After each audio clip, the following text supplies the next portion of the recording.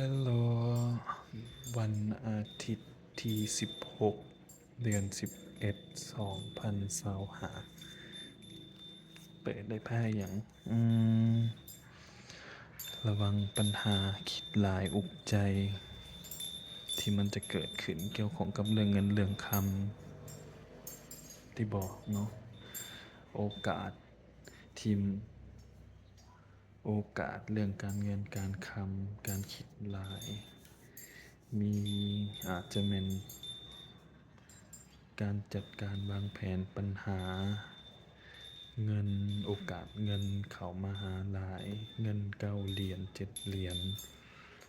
หรือเกี่ยวข้องกับเรื่องความหักมีความหักเข้ามาอืมโอ้ปัญหาหนักแท้8 ดาบ9 ดาบ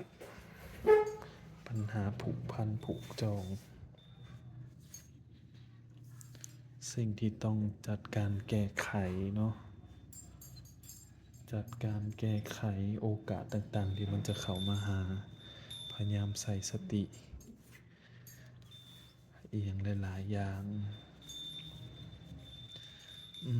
ม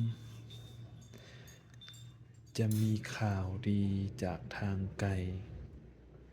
โชคลาภจากทางไกลสิ่งที่เลือกไว้แล้วข่าวสารได้ของขวัญพิเศษจากเด็กน้อยก่อนอายุน้อยก่อนสินค้ามือสองเครื่องเก่าหรือสิ่งเก่าๆยาน้ำหอมสมุนไพรสิ่งของเก่าๆเรื่องเก่าๆปัญหาเก่าๆระวังอุบัติเหตุความสูญเสียการเจ็บเป็นการตายสิ่งที่ต้องเลือกตัดสินใจหรือได้โชคได้ลาภจากออนไลน์จากคนตายจากสิ่งศักดิ์สิทธิ์จากสิ่งที่สูญเสียไปอืมเอ่อจะได้โชคลาภการขอพรรายได้หลายทางโชคลาภกำลังหลั่งไหลเข้ามา